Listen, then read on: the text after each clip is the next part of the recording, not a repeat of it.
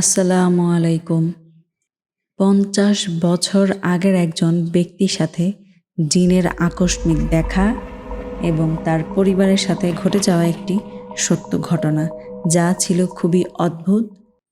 এই সত্য ঘটনা নিয়েই আজকের পর্ব ১। ৫০ বছর আগে কোচগড় গ্রামে মজিদ নামে একজন ব্যক্তি বাস করত। গ্রামের সবাই তাকে মজিদ মাস্টার নামে চিনত, কারণ তিনি পেশায় একজন স্কুল টিচার ছিলেন। হঠাৎ একদিন মজিদ মাস্টারের কাছে খবর আসে যে তার শ্বশুরবাড়িতে কেউ একজন মারা গেছে। ওইদিকে মজিদ মাস্টারের একটি কন্যা সন্তান হয়েছে, তার বয়স মাত্র ৭ দিন। তাই মজিদ মাস্টারের স্ত্রী যেতে পারবে না। ওনার স্ত্রী তখন বলল, আপনি একাই যান আর এখনই রওনা হন, না হয় জানাজা পাবেন না। তখনই মজিদ মাস্টার তার সাইকেল নিয়ে রওনা হলো তার শ্বশুরবাড়ি তুলসীপুরের উদ্দেশ্যে। তুলসীপুর ছিল একটি পাহাড়ি অঞ্চল, যা এখান থেকে বাসে যেতে প্রায় ১ ঘন্টা সময় লাগত, আর সাইকেলে যেতে ২ থেকে ২.৫ ঘন্টা সময় লাগত। মজিদ মাস্টার সেই মৃত আত্মীয়ের জানাজা পড়ে যখন বাড়ি ফিরবে, তখনই দেখে অনেকগুলো মানুষ ভিড় করে দাঁড়িয়ে আছে। কৌতূহলী হয়ে তিনিও সেই ভিড় দেখতে গেলেন। কি হচ্ছে সেখানে? গিয়ে দেখে ওইখানে একজনকে জিনে ধরেছে, আর একজন বৃদ্ধ লোক যার নাম ছিল খসরু তার চিকিৎসা করছে। মজিদ মাস্টার অবাক হয়ে সব কিছু দেখছিল। অন্যদিকে মজিদ মাস্টারের ৭ দিনের ওই মেয়েটির অবস্থা খুবই খারাপ, যা মজিদ মাস্টার তখনও জানত না। এখান থেকেই সব অবাক করা ঘটনাগুলো শুরু। হঠাৎ একটি বিকট আওয়াজ আসে। কি মজিদ মাস্টার, অন্যের তামসা দেখতেছ? ওইদিকে তো তোমার মেয়ের জীবন যাইতেছে আর আইতেছে। মজিদ মাস্টার তো জানে না তার মেয়ের খুব খারাপ অবস্থা, কারণ সে সময় ফোন অ্যাভেলেবল ছিল না। ফিরে আসি আসল কথায়।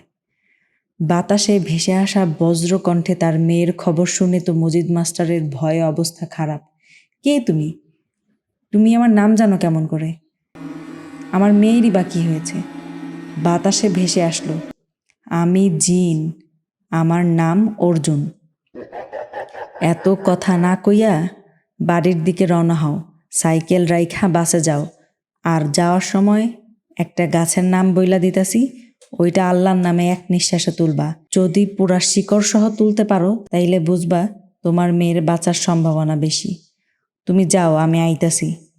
কি গাছ কোথায় কোন জায়গায় পাওয়া যাবে সব কিছু জিনটি বলে দিয়েছিল মজিদ মাস্টারকে। এই কথাগুলো শুনে মজিদ মাস্টার আল্লাহর নাম নিয়ে বাসে করে বাড়ির উদ্দেশ্যে রওনা হয়, এবং যে জায়গার নামটি জিন বলেছিল সে জায়গায় মজিদ মাস্টার গেল এবং ঔষধি গাছটি সঙ্গে সঙ্গে পেয়ে গেল। তারপর আল্লাহর নাম নিয়ে এক টান দেওয়াতে গাছের শেকড় সহ উঠে আসলো। এবার একটু স্বস্তি পেল মজিদ মাস্টার। তারপর মজিদ মাস্টার বাড়ি আসার আগেই জিনটি তার বাড়ি এসে হাজির। জিনটি বাড়ি এসেই অনেক জোরে করে একটি সালাম দিল, আসসালামু আলাইকুম। কেউ ভয় পাবেন না, আমি অর্জুন, আমি কারো ক্ষতি করব না। এইদিকে বাড়ির সবার তো ভয়ে মুখ দিয়ে কথা বের হচ্ছে না। মজিদ মাস্টারের মেয়ের এমন একটা খারাপ অবস্থা যে তখন মজিদ মাস্টারের পক্ষে সবাইকে জানানো সম্ভব না যে জিনের সাথে কোথায় কিভাবে তার পরিচয় হলো। এই বিপদে জিনটি কেনই বা তাদের সাহায্য করছে। জিনটি আবারও বলে উঠল, আপনারা ভয় পাবেন না, আমাকে একটি বাটিতে সরিষার তেল দেন, আমি দোয়া পইরা দিতেছি। ওই তেল বাচ্চার মাথায় আর সারা শরীরে মাইখা দেন, আর বাচ্চারে বারান্দায় আইনা বসতে বলেন। এটা শুনেই মজিদ মাস্টারের স্ত্রী তখন ভয় পাচ্ছে।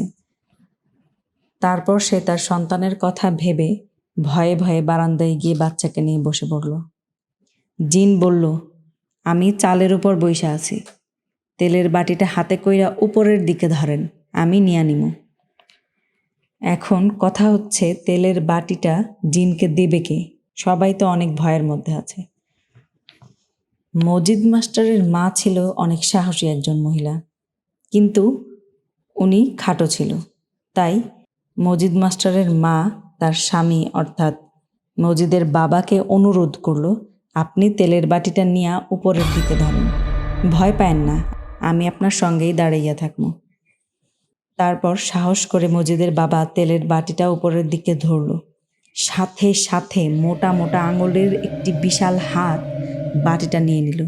আর মজিদের বাবার তো এইদিকে ভয়ে অবস্থা খারাপ, আর বলল, আপনারা কেউ উপরের দিকে তাকাবেন না। এই কথা বলে একটু পরে তেলের বাটিটা আবার নিচের দিকে নেমে এলো। তখন বাটিটি মজিদের বাবা হাতে নিয়ে নিল। জিনটি বলল, এই তেলটা বাচ্চার গায়ে লাগান, আর গাছের শেকড়টা ছোট কইরা বাচ্চার পায়ে বাইধে দেন। বাচ্চাটা বুকের দুধ খাওয়াও বন্ধ করে দিয়েছিল, নড়াচড়াও তেমন করছিল না। জিনের এই চিকিৎসার ওসিলায় আল্লাহর রহমতে বাচ্চাটি তার মায়ের বুকের দুধ খাচ্ছিল আর আগের থেকে অনেকটা ভালো নড়াচড়া করছিল।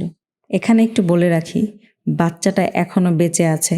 সে এখন 51 বয়সের একজন বয়স্ক নারী, আর বেশ ভালোই আছেন। এবার গল্পে ফিরে আসি। বাচ্চাটার অবস্থার উন্নতি দেখে সবাই স্বস্তি পেল আর ভয়টাও অনেকটা কেটে গেল। মজিদ মাস্টার সহ তার পরিবারের সবাই জিনটার এই হঠাৎ সাহায্যের জন্য ধন্যবাদ জানাল। তখন থেকেই জিনের ওস্তাদ খসরু এবং তার সাথে আরও 4-5 জন জিন মজিদ মাস্টারের বাড়িতে প্রায় আসা যাওয়া করত। গ্রামে কারো কোনো সমস্যা হলে তাদেরকে ডাকা হতো এবং তারা এসে চিকিৎসা করত। আরও অনেক অদ্ভুত অদ্ভুত ভয়ঙ্কর ঘটনা আছে সামনের পর্বে। আজকে এই পর্যন্তই। ধন্যবাদ।